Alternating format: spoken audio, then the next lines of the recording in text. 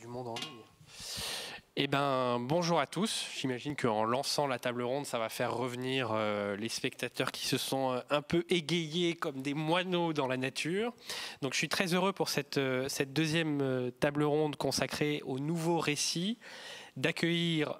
Alors, elle est avec nous à distance, Primavera de Filippi, qui est spécialiste du numérique et de la blockchain, chercheuse au CNRS, qui enseigne aussi à Harvard et qui connaît très très bien ces questions de gouvernance du numérique, des communs numériques, avec qui on aura un échange sur ces sujets-là tout à l'heure.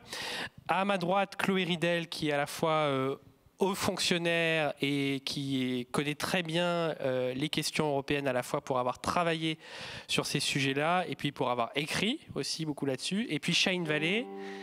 Shahin, donc, qui est... Attention s'il vous plaît, le propriétaire de la Golf blanche immatriculée EF 819YT est prié de la déplacer de toute urgence. Merci. Ça, c'était pas prévu. Et donc, Shahin Vallée, donc, qui est avec moi. Donc, Shahin, tu es économiste, tu as été conseiller du président du Conseil européen, conseiller ministériel en France aussi. Et puis, aujourd'hui, tu travailles donc au sein d'un think tank allemand qui s'appelle le DGAP. Je ne vais pas le détailler en allemand, mais c'est un think tank qui est spécialisé dans les relations internationales et tu t'occupes beaucoup de questions géopolitiques et d'économie international. Donc trois profils très différents pour aborder cette question de crise du modèle européen et puis de sa possible renaissance. Je voudrais commencer par une question à Shahin Vallée. Shahin, on parle beaucoup aujourd'hui de capitalisme américain.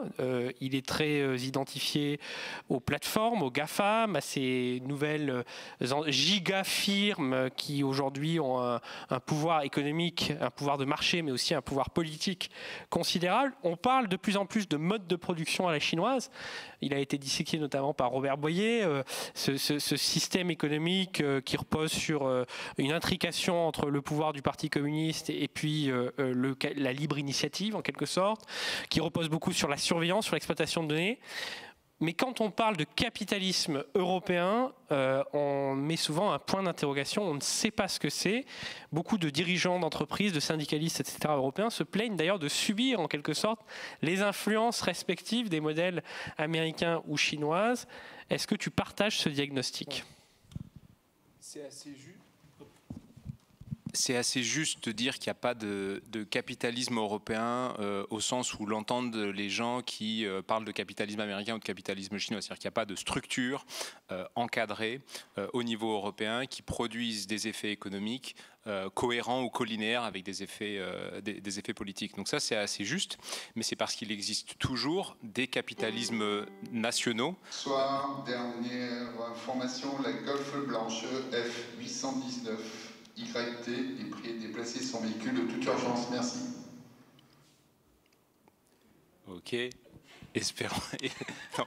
Donc ça, c'est le capitalisme européen en mouvement. Mais parce qu'il existe toujours des capitalismes nationaux qui restent, eux, relativement bien ancrés. On connaît l'expression des champions nationaux qui a beaucoup d'attrait en France. On y reviendra peut-être, et qui aussi, à mon avis, est une des raisons des limites ou de l'absence d'un capitalisme européen. Le fait que beaucoup d'États membres continuent d'organiser ou d'essayer d'organiser un tissu économique qui aurait pour but avant tout de préserver ou d'augmenter ou de projeter les intérêts économiques nationaux. Et donc je pense que la faiblesse ou l'absence de modèles européens est aussi à voir avec la force relative de modèles nationaux. Il existe une forme de capitalisme français dont on pourra peut-être parler, il existe un capitalisme allemand, il existe, à part à quelques exceptions près, peu de capitalisme européen transnational. L'exemple le plus souvent cité est celui d'Airbus, mais à part ça, il y en a relativement peu. Et il y a eu plusieurs opportunités ratées de créer cet espace-là. On en reparlera peut-être quand on parlera de la question de la production de normes, mais la norme GSM, qui a été au cœur du développement de la téléphonie mobile, était une norme européenne il y avait des géants européens de la télécommunication, Ericsson, Nokia, qui ont été balayés parce que l'Europe n'a pas su préserver cette norme et son pouvoir normatif et en faire un atout d'un capitalisme européen. Et dans les télécommunications, il y a eu des histoires avortées de fusion de France et Deutsche Telekom qui auraient pu créer des géants du numérique au début des années 90, ou en tout cas, à défaut de géants du numérique, des géants des télécommunications. Et ça, pour des raisons principalement dues à des perceptions d'intérêts économiques divergents entre les États membres, n'ont pas abouti.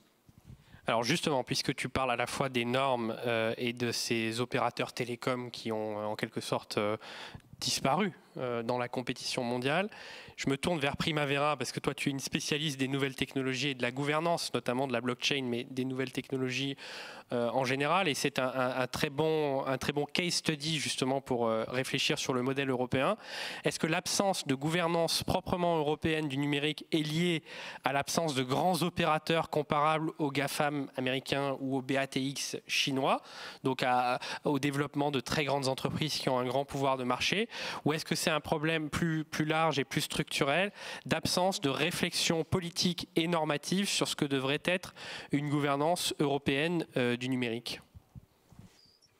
Ouais, je pense, je ne suis pas d'accord avec la deuxième, ça c'est clair. Je pense qu'il y a quand même, au niveau de réflexion, il y a beaucoup de réflexion qui se fait probablement plus en Europe qu'aux États-Unis, en tout cas, par rapport à comment est-ce que cette infrastructure doit être régulée. La Commission européenne, elle est quand même assez impliquée dans toutes ces questions. Pour moi, le problème, oui, c'est plutôt la façon dont on essaye de réguler ce réseau transnational qu'est l'Internet, c'est par l'intermédiaire des opérateurs, des opérateurs intermédiaires. Et donc, on va réguler ces opérateurs pour ensuite réguler les usages qui se font de leur plateforme. Et donc, évidemment, si on n'a pas la main prise sur ces opérateurs, ça devient beaucoup plus difficile. Et donc, bien qu'il y a effectivement, il y a plusieurs régulations de toute façon qui ont été faites au niveau européen, le problème, évidemment, et de toute façon, c'est un problème ces opérateurs, ils ont pris une ampleur qui échappe d'une certaine façon même à la main des gouvernements américains. Donc, on a les GAFAM qui, tout d'un coup, vont commencer à vraiment implémenter leurs propres règles. On a vu ça avec Facebook, le Oversight Board et tout ça. Donc, je pense qu'il y a la question de la réflexion par rapport à quel type de régulation est-ce qu'on veut implémenter. Et après, il y a le problème de comment est-ce que l'on peut faire appliquer cette réflexion et cette réglementation. Et évidemment, ça passe par les opérateurs. Et donc, le fait d'avoir des opérateurs au niveau européen, ça nous permet donc de faire appliquer beaucoup plus facilement ces règles. Le fait de devoir aller les faire appliquer à des opérateurs qui existent, y compris en dehors de la juridiction européenne, ça devient beaucoup plus compliqué. Donc, je pense que le souci, ce n'est vraiment pas une question de réflexion. Je pense que l'Europe participe, en tout cas, aussi à des réflexions donc, au niveau de la question du Forum international de la gouvernance Internet. Mais effectivement, il nous manque ces points de centralisation où pratiquement tout le trafic d'Internet passe soit au niveau des États-Unis avec les GAFAM, soit dans l'écosystème chinois avec les BATX, qu'on n'a pas en Europe. Et donc, on ne peut pas directement appliquer ou expérimenter avec des formes de régulation sur nos propres opérateurs. Non, je voulais juste rajouter un mot sur la norme et la relation que les Européens ont avec la production de normes. On a une relation assez ambiguë, parce qu'à la fois on est conscient du fait que le pouvoir normatif européen est un élément très fort de la définition d'une identité européenne, un élément très fort de notre capacité de projection économique. Ça, Pascal Lamy et des tas d'autres ont beaucoup écrit là-dessus. Et en même temps, on n'assume pas tout à fait l'idée de faire de notre pouvoir normatif un instrument de puissance, d'en faire un instrument qui aurait une portée extraterritoriale et d'assumer la friction et la tension qui va avec l'idée qu'on met en œuvre notre pouvoir normatif. Il y a deux exemples récents assez parlants. Vous vous rappelez du scandale Volkswagen autour des émissions de CO2 des véhicules.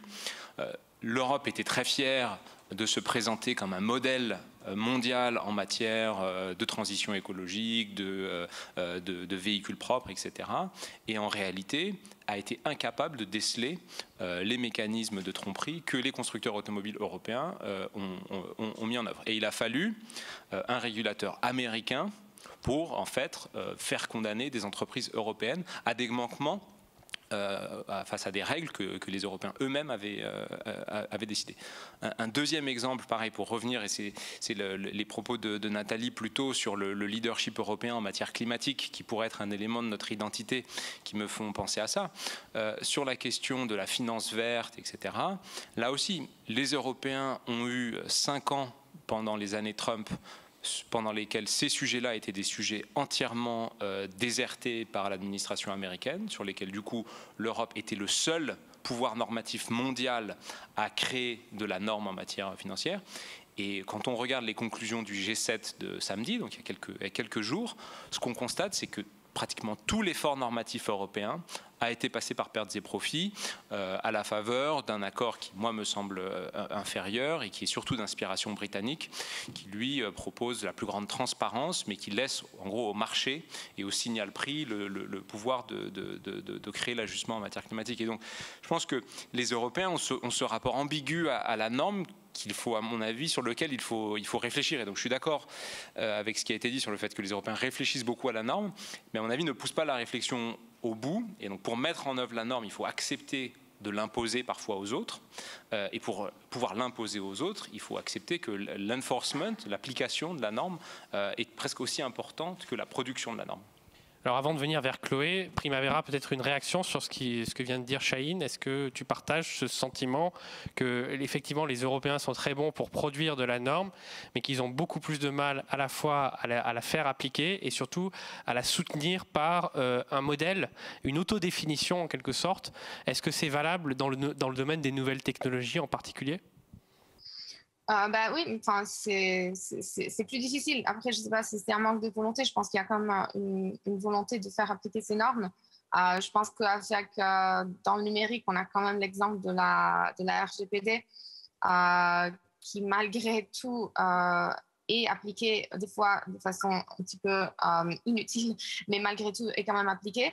Donc, il y a quand même un désir, je pense, d'appliquer ces normes. Après, le problème, c'est que justement, c'est souvent des normes qui restent beaucoup plus dans la contrainte, dans le protectionnisme. Donc, si on va empêcher des acteurs de justement violer les droits que l'on reconnaît à nos citoyens, plutôt que justement de trouver ces normes plutôt dans les standards et de promouvoir des normes européennes et d'essayer de les expandre en dehors du domaine européen. Donc, je pense qu'il y a la norme juridique plus traditionnelle qui est vraiment protectrice. Et je pense que, en tout cas, dans le numérique, la Commission européenne, elle essaie et elle s'efforce de faire appliquer ces règles. Et après, il y a la création de normes qui sont des normes donc, techniques, des standards, etc. Et là, évidemment, l'Europe a un grand rôle à jouer qui n'est pas exploité dans toutes ces possibilités, on va dire. Alors Chloé, je me tourne vers toi. Est-ce que tu partages le sentiment que l'Europe a une difficulté en quelque sorte à définir un modèle propre par opposition à un modèle américain sous l'influence duquel elle a longtemps été, et évidemment un modèle chinois qui est on the rise, enfin, en pleine ascension, et quels pourraient, et ça va faire un peu la transition avec la deuxième partie de notre conversation, quels pourraient être les grands éléments de ce modèle à la fois économique et politique européen ? Oui, je partage tout à fait l'analyse qui consiste à dire que l'Europe n'arrive pas à adopter, à projeter son propre modèle parce que pendant longtemps, elle n'a pas eu à le faire.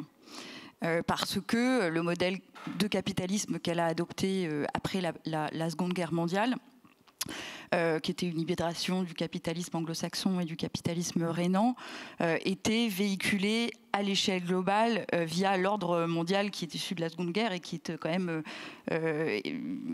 hérité des États-Unis, mais aussi d'un certain modèle européen. Donc si je puis dire, elle n'avait pas imposé son modèle et à vraiment y penser parce que finalement, c'était un modèle en voie d'expansion mondiale. Mais maintenant que l'Europe se retranche dans une position plus défensive, puisqu'elle connaît sur son marché des logiques de prédation qui ne sont plus propres simplement aux pays pauvres, aux pays du Sud ou aux pays de l'Est, mais aussi aux pays du cœur, à l'Allemagne qui connaît des prédations d'entreprises chinoises. On a beaucoup parlé du rachat du fleuron robotique allemand KUKA par une firme chinoise qui avait beaucoup choqué l'opinion publique allemande. Donc l'ensemble du marché européen fait face à des logiques de prédation. Et face à des géants qui s'affirment et qui sont vis-à-vis de l'Europe dans une position qui n'est pas toujours très amicale, l'Europe effectivement est conduite à imposer son propre modèle, à le promouvoir et à le défendre et à le préserver. Mais elle n'arrive pas à le définir, tout simplement parce qu'elle n'arrive pas à s'entendre sur un modèle qui remplacerait le vide de modèle actuel. Je le dis au départ, les traités, en tout cas, dans ce qu'on peut voir dans les traités européens, c'est une sorte d'hybridation du capitalisme anglo-saxon et du capitalisme rhénan, donc l'ordo-libéralisme. Là-dedans, la France est relativement absente, parce que si on pense à ce qu'est le modèle de capitalisme français qui repose sur une forte intervention de l'État dans l'économie, qui repose sur des services publics à caractère monopolistique, c'est un modèle qui a été quand même chamboulé, voire agressé par les traités européens. Donc on a du mal à se mettre d'accord sur ce que ça veut dire un modèle européen, un modèle de capitalisme européen, là où la Chine le fait, mais très simplement, ils appellent ça le socialisme aux caractéristiques chinoises, avec un compromis très clair. Vous avez un État fort, un État parti qui se confond, c'est deux choses distinctes, mais qui se confondent largement, l'État et le parti, qui ont la main mise sur l'économie et qui garantissent aux gens la prospérité. Et en échange, il y a très peu de liberté individuelle, voire pas du tout, et une absence de liberté de conscience. Donc ça, c'est le compromis chinois.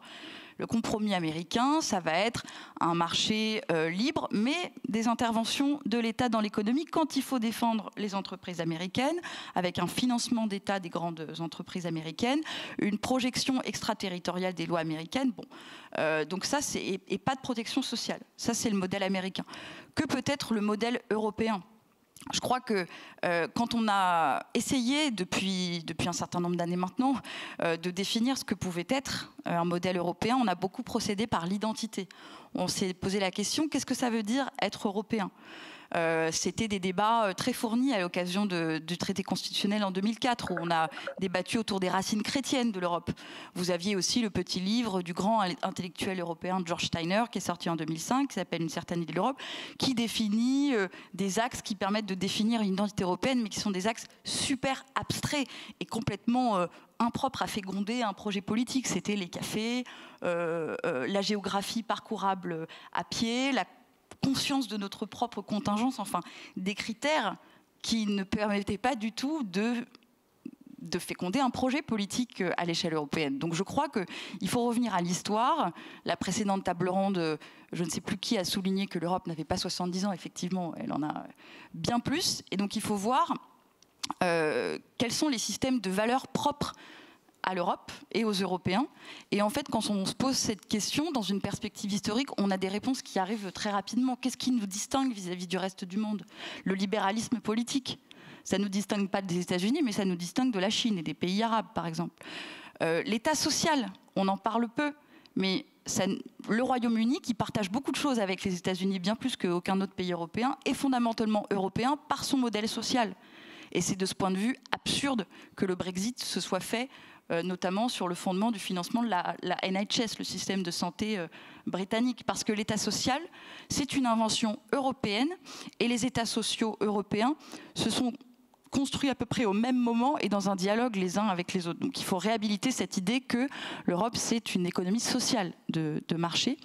Et de ce libéralisme politique et de cette importance de l'État social, découle un certain modèle d'écologie politique qui est, je pense, un des nouveaux ressorts de la puissance européenne au XXIe siècle, puisque l'écologie politique, tout ce mouvement de pensée est quand même né en Europe, très fort en Europe.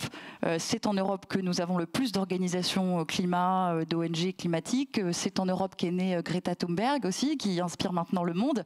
Donc on a beaucoup de choses à dire en Europe sur l'écologie, et je pense que c'est aussi un élément fort de ce qu'on peut appeler le modèle européen. Donc libéralisme, État social, écologie, et là-dessus on peut se réunir et refondre des traités autour de ces trois axes. Alors Chahine, tu disais tout à l'heure que il n'y avait pas de capitalisme européen parce qu'il y avait un capitalisme français, un capitalisme rhénan, un capitalisme scandinave.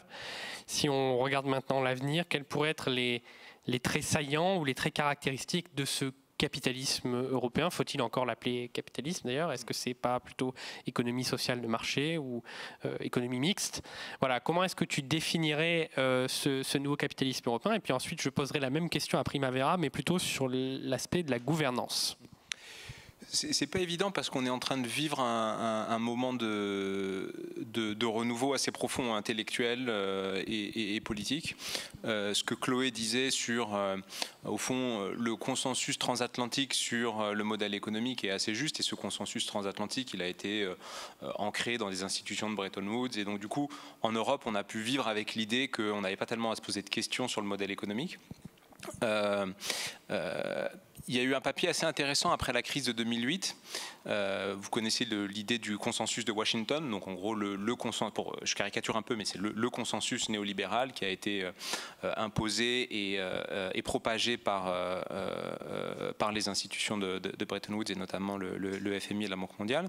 Et il y a un papier après la crise de 2008 qui dit au fond c'est une crise du néolibéralisme.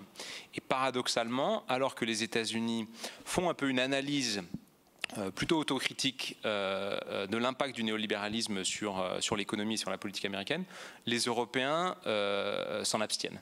Et au fond, il y avait un papier de chercheurs de la LSI qui disait « Bruxelles est en train de sauver le consensus de Washington ». Et donc, ce que moi j'observe pour le moment, c'est qu'il y a beaucoup plus de mouvements aujourd'hui aux États-Unis, des mouvements intellectuels assez profonds pour redéfinir un nouveau capitalisme américain. Les débats qui ont lieu actuellement aux États-Unis autour de la taxation des entreprises, l'idée d'un impôt sur le patrimoine des grandes fortunes, etc. Tout ça n'est pas encore l'objet de projets politiques très, très construits et n'est pas encore l'objet d'un cadre législatif, mais l'objet de débats intellectuels très forts. À l'inverse, j'ai l'impression qu'en Europe, ces débats-là n'ont pas vraiment eu lieu, ou en tout cas pas encore, et qu'on s'agrippe toujours au cadre économique qui a vu naître l'Europe, qui est ancré dans nos traités. Et il y a assez peu de réflexion sur une nouvelle fiscalité du patrimoine pour jouer sur la pauvreté et les inégalités, comme en parlait Nathalie Nogueret plus tôt. Et donc j'ai l'impression que le modèle européen qui pourrait être l'objet de débats à la fois nationaux, mais de débats transnationaux, n'a pas lieu. Et donc ça, c'est un petit peu mon regret. Et là, c'est ma tendance un petit peu formelle. Je crois que Chloé a peut-être raison quand elle dit que pour que ces débats-là aient lieu, il faut qu'on ait un débat sur notre constitution ou nos traités. C'est-à-dire que je pense qu'au fond, il y a beaucoup de ces consensus intellectuels qui ont été arrimés à notre cadre juridico-politique, et que je pense que pour s'autoriser à avoir ces débats intellectuels-là, il n'y a rien de tel qu'un débat de nature constitutionnelle. Et ce débat constitutionnel, on l'a eu pré-2005, il a avorté pour les raisons qu'on sait. Moi, ce que je continue de penser, c'est que nous avons besoin d'un nouveau débat de cette nature, et qu'on ne fera pas de grands progrès sur la définition d'un modèle européen en dehors d'une discussion assez profonde sur un nouveau traité ou un nouveau cadre constitutionnel. Alors justement, Primavera, toi qui travailles beaucoup sur les questions de gouvernance et les institutions, est-ce que l'Europe peut être le lieu d'éclosion d'un nouveau modèle de gouvernance qui serait d'ailleurs inspiré par les nouvelles technologies ou pas? Et si oui, lequel? Je réponds à la première, la deuxième est plus compliquée. La première question, oui, je pense qu'il y a vraiment c'est assez intéressant parce qu'en fait, ça réplique un petit peu l'approche économique, c'est-à-dire que on voit en Chine une approche très, très interventionniste sur l'économie, mais de même un État assez autoritaire qui va vraiment impliquer des règles très strictes. À différence des États-Unis qui ont beaucoup plus une approche laissez-faire, où justement on va intervenir juste pour s'assurer que le marché puisse opérer à sa façon, avec un État donc, qui va intervenir beaucoup moins, mais qui donne plus de place à une intervention par le privé. Et en fait, je pense que l'Europe est un petit peu... C'est assez compliqué parce qu'en fait, c'est intéressant de voir comment ces deux approches au sein du pays même sont appréciées, malgré qu'elles se pointent du doigt les unes avec les autres. C'est-à-dire qu'en fait, les Chinois préfèrent un système avec un gouvernement qui va intervenir et qui va assurer une prospérité du pays et qui ne va pas laisser les citoyens mourir dans la rue, alors que les Américains vont préférer avoir un système qui est complètement géré par la main invisible du marché plutôt qu'il y ait une intervention directe de l'État, bien que le marché ne va pas nécessairement aller protéger tous les individus avec un système d'éducation ou de sécurité sociale. Et donc, ils se pointent du doigt et ils sont très contents de leur propre système. Et l'Europe, elle est un petit peu au milieu parce qu'évidemment, donc, elle pointe du doigt des deux côtés. Et donc, ça oblige à trouver un mécanisme intermédiaire, c'est-à-dire comment est-ce qu'on fait justement à avoir un capitalisme, à avoir une économie de marché qui fonctionne bien, tout en ayant un degré suffisamment d'intervention afin de permettre justement d'assurer donc, notre sécurité sociale.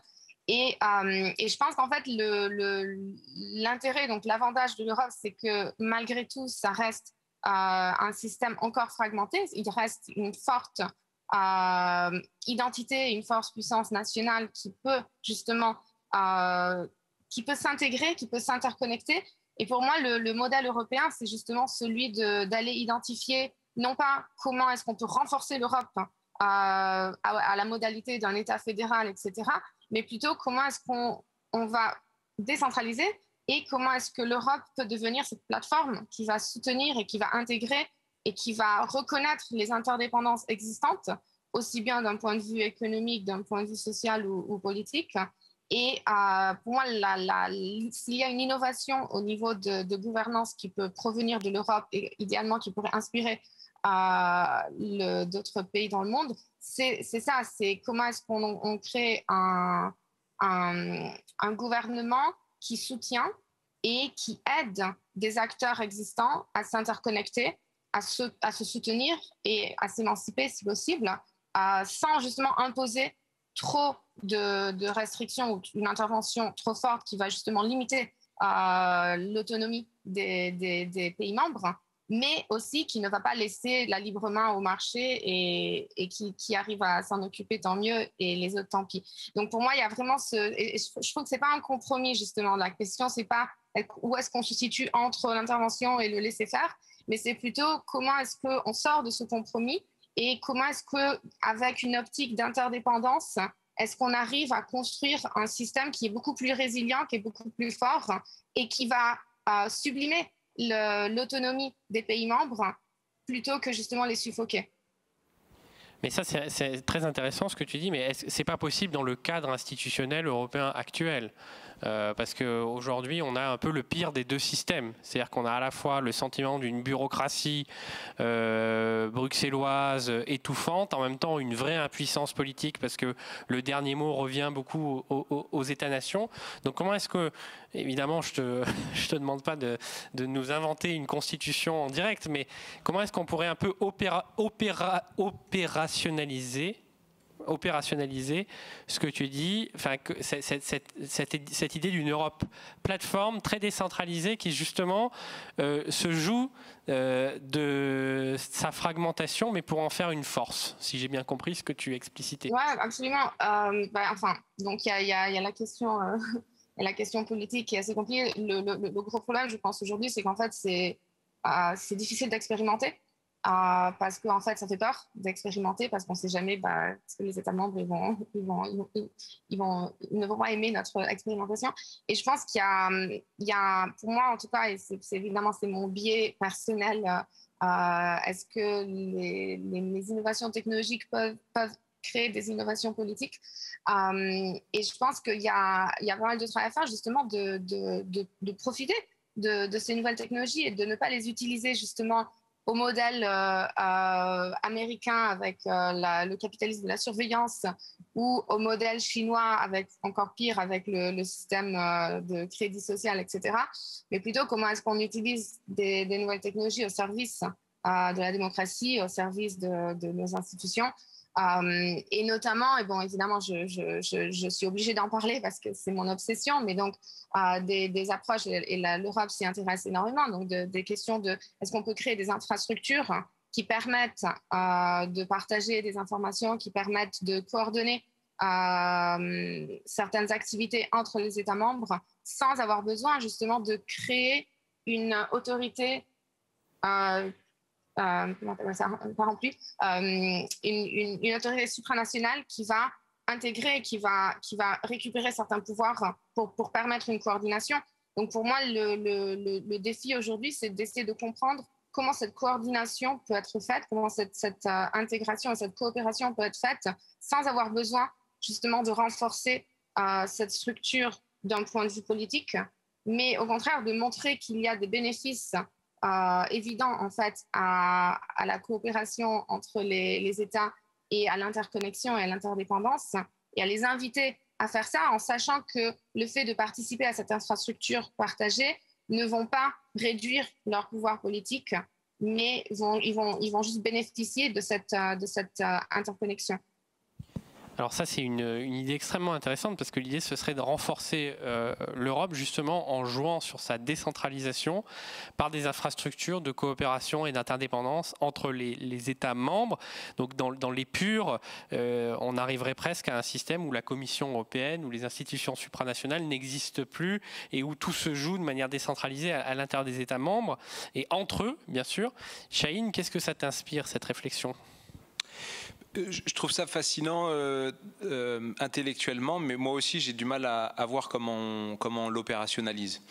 Et peut-être que je suis un peu vieux jeu ou vieux tout court, mais il y a des choses que l'État fait qui ne se prêtent pas à ce jeu de coopération, de plateforme. Il y a un moment où la force du droit doit s'imposer, et pour que cette force du droit s'impose, il faut qu'il y ait un cadre juridique qui malheureusement n'a pas une structure horizontale mais a une structure verticale. Et on en parlait un petit peu plus tôt. Prenons l'exemple de la Charte européenne des droits fondamentaux, qui est aujourd'hui, à défaut d'avoir une véritable constitution, en tout cas, le chapitre qui, dans une constitution, détaillerait les droits et les libertés fondamentales. Cette charte-là, et ce sur quoi la Cour européenne des droits de l'homme, mais aussi la Cour européenne de justice, s'appuie pour protéger la vie privée des Européens. Il y a eu un cas très important en France récemment, puisque le Conseil d'État a décidé que les services de renseignement français pouvaient continuer à organiser une collecte massive de données. La Cour européenne de justice a considéré que cette décision était illégale et que les actions et les agissements des services de renseignement français en la matière étaient contraires à la Charte européenne des droits fondamentaux. Pour moi, là, c'est un cadre dans lequel ce que tu décrivais plus tôt de rapport entre les États membres qui seraient de coopération, etc., ne peut plus jouer. Il y a une verticalité qui doit s'imposer, il y a une décision qui doit s'imposer, il y a un ordre juridique hiérarchique qui doit s'imposer, et j'ai un peu du mal à voir comment on en fait l'économie. Et donc je vois des tas de cas dans lesquels le système de plateforme horizontale peut marcher. Et c'est d'ailleurs moi le système que j'imagine quand je pense à l'organisation du pouvoir en France. C'est-à-dire que je pense qu'on a un État beaucoup trop centralisé et vertical, et donc je serais plutôt en faveur de ce qui a été décrit pour un système horizontal et régionaliste. Mais je pense que certaines prérogatives ne peuvent être organisées que par un État et un ordre juridique, et du coup un ordre politique qui a une certaine centralité. Et ça, je ne vois pas très bien comment on en fait l'économie. Et c'est pour ça que même si ça sonne très, très vieux, j'ai du mal à imaginer un meilleur système que le système fédéral pour organiser ça. Parce que c'est le système qui, à mon sens, permet d'organiser la centralité et la force de l'État pour les actions qui en répondent, et en même temps de décentraliser le pouvoir et la représentation pour tout ce qui peut l'être. Primavera, peut-être une réponse sur... Oui, peut-être je dois... je n'essaye pas d'argumenter qu'il faut éliminer toute institution centralisée, au contraire. C'est plutôt justement d'aller identifier quels sont les éléments que l'on veut avoir en commun et que l'on veut effectivement déléguer. Il y a un peu cette notion, donc... En droit, donc il y a la subsidiarité que l'on connaît bien, où donc on a une entité centralisée qui va déléguer des informations aux entités plus petites, qui sont de certaine façon plus aptes à prendre des décisions. Donc c'est l'idée de la fédération. Et après, il y a la notion de supersidiarité, que en fait c'est le contraire, c'est-à-dire qu'il y a des entités petites qui à un certain moment se rendent compte pour nous coordonner, pour pouvoir avoir pour avoir une meilleure gouvernance entre nous, on n'a pas suffisamment de capacité par nous-mêmes de gérer quelque chose, parce que justement il y a des externales, etc. Et donc en fait on va faire remonter. Okay, et théoriquement, de façon purement théorique, on va se retrouver exactement au même endroit, puisque évidemment on va toujours se retrouver dans l'entité la plus petite qui est capable de prendre des décisions de façon avec la variété nécessaire et en intégrant les externalités. Mais en réalité, en pratique, si on commence par le haut, on va s'arrêter beaucoup plus en haut. Et si on commence par le bas, on va s'arrêter beaucoup plus en bas. Et donc la question, c'est est-ce qu'aujourd'hui, dans notre optique de subsidiarité, est-ce qu'on est vraiment au bon endroit, ou est-ce qu'il y a encore certains éléments, sans absolument vouloir éliminer la structure supérieure, mais est-ce qu'il n'y a pas des éléments que l'on pourrait encore porter un petit peu plus en bas? Et peut-être peut-être il y avait une époque où on ne pouvait pas, parce qu'on n'avait pas l'infrastructure technologique nécessaire. Aujourd'hui qu'on a des nouveaux outils, est-ce qu'on ne pourrait pas se permettre en tout cas de déléguer encore un petit peu plus en bas, et donc de s'approcher du niveau que l'on aurait rejoint si on partait du bas et qu'on remontait. Tout en sachant qu'en commençant par le système de supersidiarité, on risque aussi de rester trop bas et de ne pas avoir une coordination suffisamment bien gouvernée, parce que justement, il y a un désir de ne pas vouloir faire remonter le pouvoir. Donc, les deux systèmes ne vont jamais trouver le modèle le plus efficace. Moi, ce que je veux dire avec...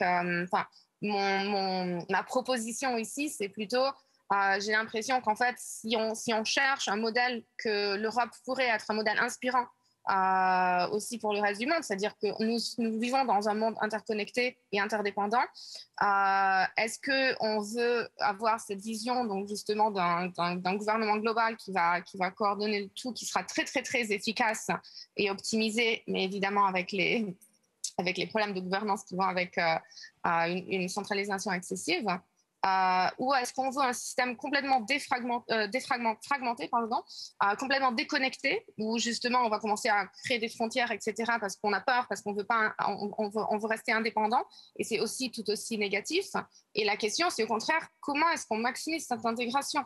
Comment est-ce qu'on crée un système qui est le plus interconnecté possible, qui reconnaît les bénéfices de cette interdépendance qui est absolument nécessaire, et on doit sublimer l'interdépendance, mais on doit la gérer bien. Et si l'interdépendance devient une forme de dépendance, elle ne sera pas acceptée, alors que si on arrive à créer un modèle qui permet de maintenir une forme d'autonomie tout en reconnaissant l'avantage de participer à un système plus large, dans ce cas, on peut avoir un modèle qui, je pense, pourrait inspirer en tout cas idéalement donc, les questions aussi de gouvernance globale au niveau mondial. Chloé, sur ces questions de modèle entre l'Europe des nations, l'Europe fédérale et une Europe plus décentralisée, comment est-ce que tu te positionnes ? Moi, je me positionne en appelant à dépasser ce débat qui me paraît hérité du siècle dernier entre, d'un côté, les fédéralistes et de l'autre, les intergouvernementalistes, parce qu'en réalité, l'Europe, elle a montré qu'elle pouvait être autre chose que simplement une coopération entre États-nations et autre chose qu'un modèle fédéral dans lequel elle ne parvient pas à rentrer.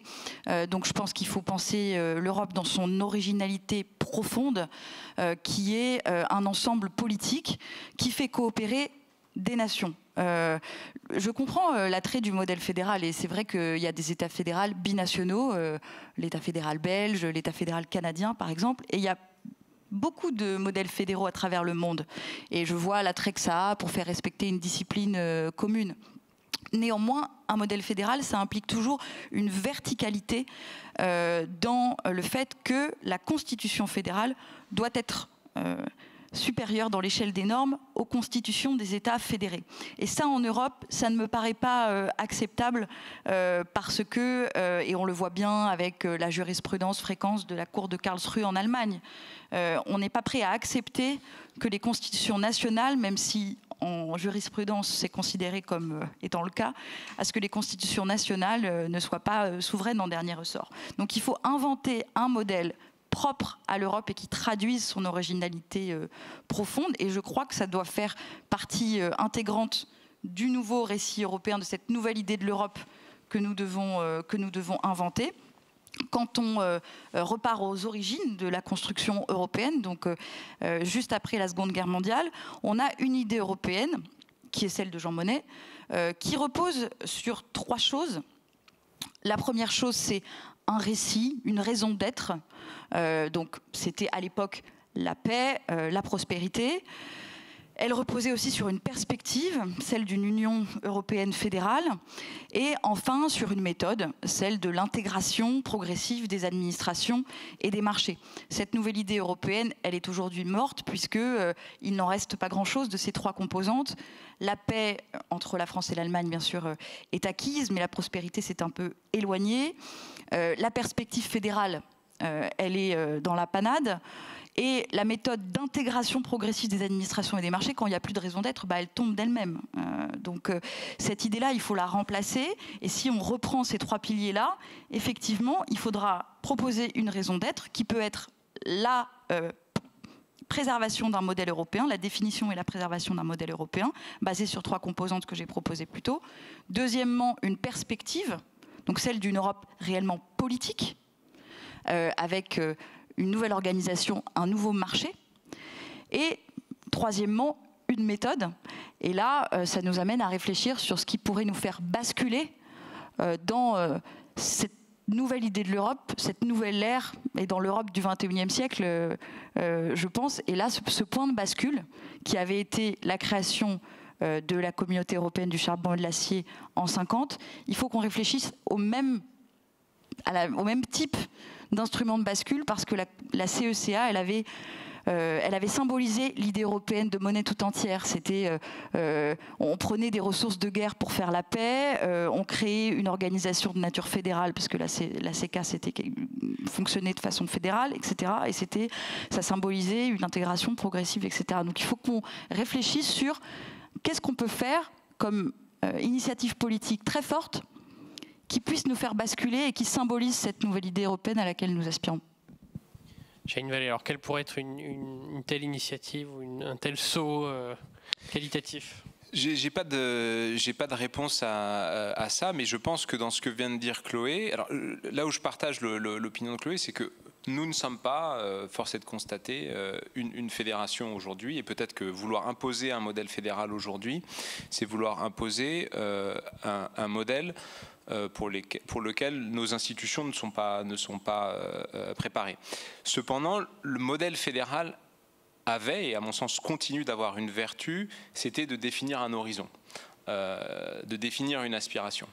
Et beaucoup du projet européen, et je réponds indirectement à cette question, pour moi, le modèle fédéral doit rester un point de mire, parce que sans ça, sans ce cap et sans cette boussole, je pense qu'on ne peut pas tenir l'architecture de la construction européenne intacte. Parce que nous avons une démocratie dysfonctionnelle en Europe, nous avons un marché dysfonctionnel en Europe, nous avons un cadre juridique dysfonctionnel en Europe pour les raisons qui ont été évoquées par Chloé plus tôt, de ce dialogue permanent entre les juges constitutionnels pour produire de la norme constitutionnelle supranationale. Et pour moi, le seul moyen d'accepter cette série de dysfonctionnements, c'est de se dire que c'est un passage, c'est un voyage, c'est un chemin. Si on se dit que ça, c'est l'état stationnaire, je pense qu'on ne peut plus tenir la construction européenne. Parce qu'on est en train de dire aux Européens, nous avons une démocratie, ce à quoi vous êtes en principe le plus attachés, qui ne fonctionne pas bien, mais qui ne fonctionnera pas mieux. Et ça, je pense que c'est un discours qu'on ne peut pas tenir. Et donc c'est pour ça que moi je m'agrippe, mais j'ai peut-être tort, à l'idéal d'une fédération, à l'idéal d'une organisation politique et juridique organisée par un cadre fédéral, une constitution supranationale, etc. Parce que je pense que c'est le seul moyen de viser ça, même si ça prend un siècle. C'est le seul moyen de dire aux Européens que ce qu'on vit en ce moment, qui est loin d'être idéal, en vaut la chandelle parce qu'on tente de s'approcher d'un idéal.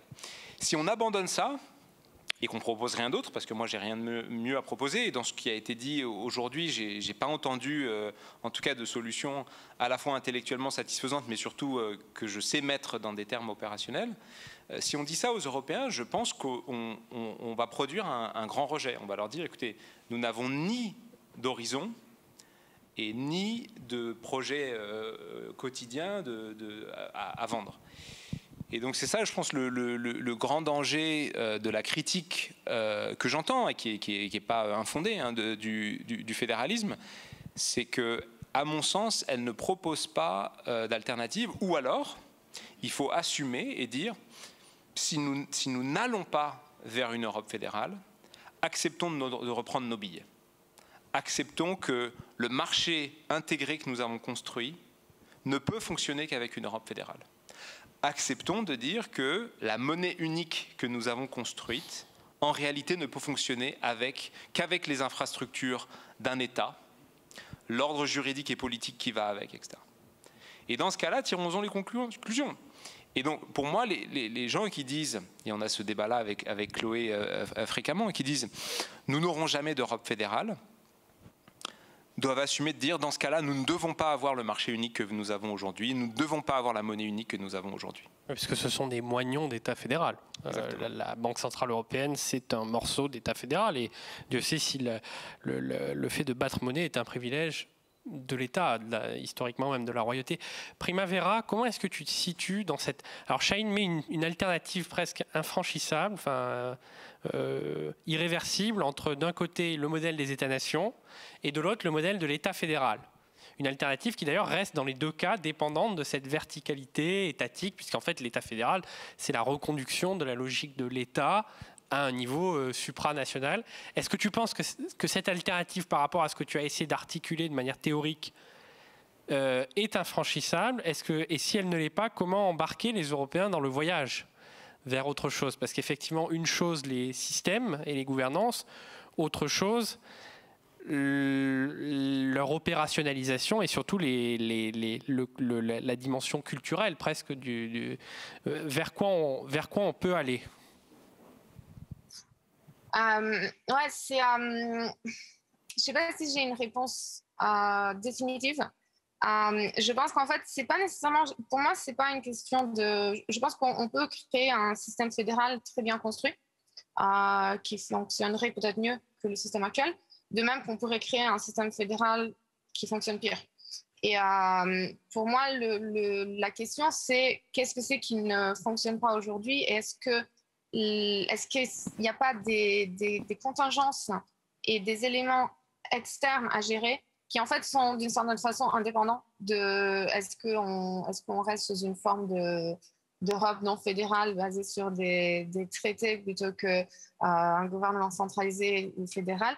Je pense la question n'est pas vraiment là pour moi. Je pense que la forme politique actuelle de l'Europe en fait est assez intéressant dans son intermédiarité. Et je suis pas sûre que le fédéralisme soit la seule solution, plutôt que... Ça ne veut pas dire non plus que je pense que le fédéralisme serait une mauvaise solution, mais je ne sais pas si se focaliser uniquement sur cette structure politique va vraiment résoudre les problèmes que l'Europe rencontre aujourd'hui, ou bien est-ce que ce sont des problèmes de typologie tellement différentes de toute façon qui pourraient, que si on arrive à les adresser de façon correcte, on pourrait maintenir la structure actuelle et avoir un marché unique qui fonctionne tout aussi bien. Donc pour moi, c'est pas, j'ai presque l'impression que c'est pas une critique, hein, mais j'ai l'impression que c'est essayons parce que ça marche pas aujourd'hui, donc peut-être que si on fait un truc fédéral, ça va marcher mieux. Mais est-ce que ce n'est pas justement une excuse pour ne pas aller creuser plus profondément c'est quoi les vrais problèmes, pourquoi est-ce que ça fonctionne pas? Et en fait, il y en a plein, et c'est pas seulement le format politique actuel de l'Europe. Et en fait, essayons de résoudre ces problèmes avant tout. Et ensuite, si il s'avère qu'une bonne solution de résoudre ces problèmes, c'est d'adopter une structure fédérale, concevons cette structure fédérale de façon adaptée à résoudre ces problèmes. Mais pour moi, juste de se dire on va adopter un modèle fédéral et ça va résoudre tous nos problèmes, je pense que c'est risqué aussi. Ça risque justement de nous aveugler par rapport à des problèmes plus sous-jacents que l'on n'aura pas résolus. Chloé, sur ce sujet? Moi, le problème dont tu parles, je le pose en ces termes. On a besoin de l'Europe pour nous protéger vis-à-vis du reste du monde. Sauf qu'à l'intérieur de l'Europe, on a quand même envie de rester libre et de préserver nos démocraties qui sont à l'échelle nationale. Donc on a un problème qui peut paraître insoluble. On veut qu'à l'extérieur, l'Europe nous serve, et à l'intérieur, on veut quand même rester le plus libre possible. Mais ça, il est possible de parvenir à ça. Et je ne suis pas certaine que c'est en s'accordant sur une constitution du plus petit dénominateur commun, une constitution fédérale, qu'on arrivera à résoudre ce problème fondamental. Je suis même persuadée que ce n'est pas le cas. Et pour ce que tu relèves, Chahine, de l'argument de la fédération, ça donnait une perspective, c'est juste, mais je pense que cette perspective, elle était quand même essentiellement administrative et de l'ordre de l'organisation, c'est-à-dire la perspective qu'on vous ôte, c'est une union fédérale. Oui, mais pour quel programme politique? Pourquoi faire? Donc, on peut très bien remplacer cette perspective, effectivement, qui était mobilisatrice et roborative, par une autre perspective, de celle d'une Europe qui préserve les piliers du mode d'organisation des sociétés européennes, du mode de vie européen. Et j'ai réfléchi à un système sous la forme d'une double écluse, où en fait on aurait un marché qui serait qu'on garderait européen, parce que c'est notre force, la taille du marché dans la mondialisation. Donc on garde ce niveau européen de marché qui nous permet d'exporter nos normes au reste du monde et de protéger d'ailleurs nos normes. Donc on s'accorde sur des normes européennes minimales, c'est déjà le cas dans un certain nombre de sujets. Mais à l'intérieur du marché, on n'empêche pas ceux qui veulent adopter des normes plus ambitieuses en matière sociale ou environnementale de le faire. Ce que le marché ne fait pas aujourd'hui. Aujourd'hui, il n'y a pas de standards. Les standards européens sociaux, fiscaux, etc. sont fixés par le marché. Et donc, il faudrait permettre à des États qui décident d'aller plus loin sur le plan social ou environnemental de le faire sans être pénalisés par le marché. Et donc, si ils veulent construire leurs propres normes, et ça c'est la vie de la démocratie, eh ben, doit y avoir une réciprocité ou alors une fermeture, enfin des espèces de postes frontières au sein même du marché européen, avec donc ce système de double sas qui nous permet à la fois de garder notre puissance collective dans le monde et en même temps notre liberté à l'intérieur de ce collectif. Alors nous sommes arrivés presque au terme de cette passionnante discussion. Je voulais terminer en vous demandant à chacune et à chacun, en 3 mots, quel serait le modèle européen du XXIe siècle tel que vous l'imaginez? Primavera, pour commencer. En 3 mots? Oui, 3 mots. C'est impossible. Je dirais que je vais tricher, je vais dire que c'est un modèle décentralisé, institutionnel et interconnecté. Bah ça nous donne le matériau pour une prochaine conversation, parce que je crois qu'à part moi, personne ne sait ce qu'est institutionnel ici. Mais ça sera l'occasion. Je dis à part moi parce qu'elle m'a déjà expliqué ce qu'elle entendait par là. Mais ça sera l'occasion d'en rediscuter. Chahine ? Pour moi, ce serait un modèle vert, un modèle juste au sens de la justice sociale et un modèle démocratique. Je pense que ça peut être les trois fondements d'un modèle européen. Chloé ? Je suis d'accord avec toi, Chahine. Donc, pour être un peu original et rajouter ma pierre, je dirais que ça doit être un modèle protecteur, fondamentalement européen et démocratique. Eh bien, merci à tous les trois d'avoir participé à cette table ronde. Ah, si vous voulez, vous pouvez poser une question. Allez-y, monsieur. Je vais vous donner un micro. Ah oui, voilà. Je vais prendre un micro. Oui, bon, merci, c'était passionnant. Voilà. J'ai beaucoup apprécié dans le débat précédent Madame Nougared. Donc, ça me situe par rapport à la problématique des grands récits auxquels je ne crois pas personnellement.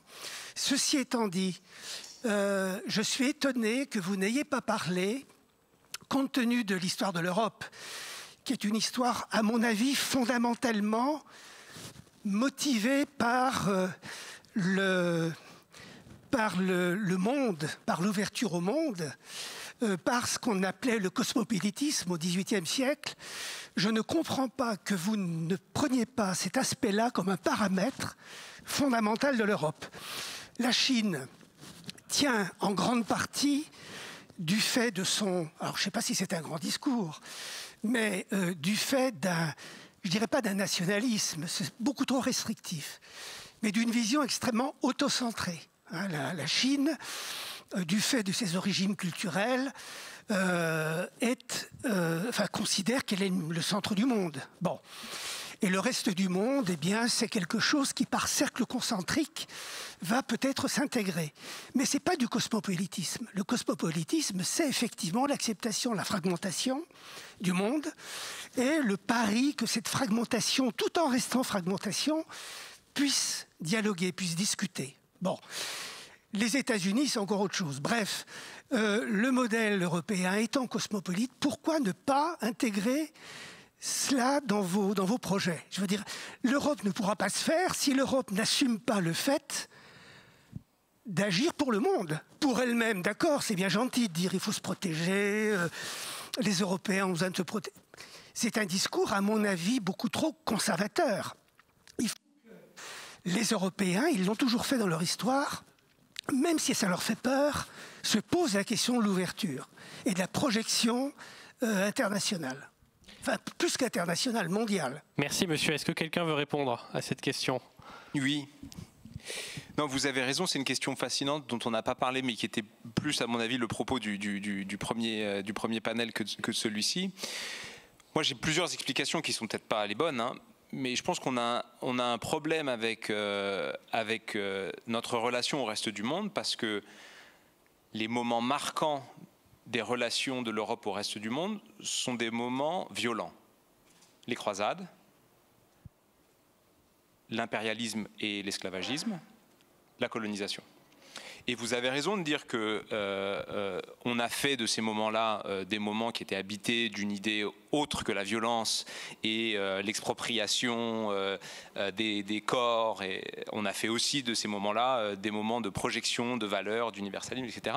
Mais on a quand même du mal à dissocier la partie sombre de la partie claire de notre relation au reste du monde. Donc ça, pour moi, c'est un des problèmes. Mais là où je pense que vous avez raison, c'est que je pense que c'est un élément essentiel dans la définition d'une identité européenne apaisée.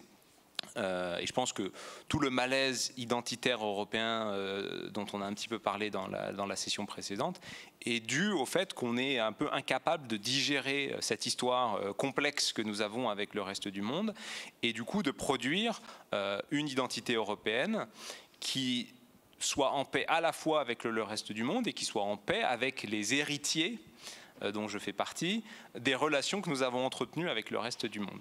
Et je pense que cette grande difficulté-là, elle est un des éléments assez fondamentaux du malaise identitaire européen. Tant qu'on continuera de se dire que au fond, l'identité européenne, c'est simplement nos racines chrétiennes, je pense qu'on aura un problème. Tant qu'on n'acceptera pas de dire tout haut que l'identité européenne a un apport international colossal et a un apport juif colossal qui précède la Shoah. Hein. C'est-à-dire qu'on fait comme si aujourd'hui le seul apport de l'identité juive au récit européen, c'était le récit de la Shoah. Et surtout dans les pays d'Europe de l'Est, on en parle de temps en temps avec Nathalie, qui se fantasme une histoire entièrement blanche et chrétienne. Non, c'était les berceaux de la civilisation juive et yiddish, et ils l'ont oublié, enfin ils l'ont exterminé pour l'oublier. Eh bien voilà, je ne sais pas s'il y avait encore une réaction, mais merci encore d'être venu et de nous avoir suivis aussi en ligne, puisque nous sommes très massivement suivis en ligne. Et à très bientôt pour continuer ce travail sur la construction des nouveaux récits, en particulier européens. Merci.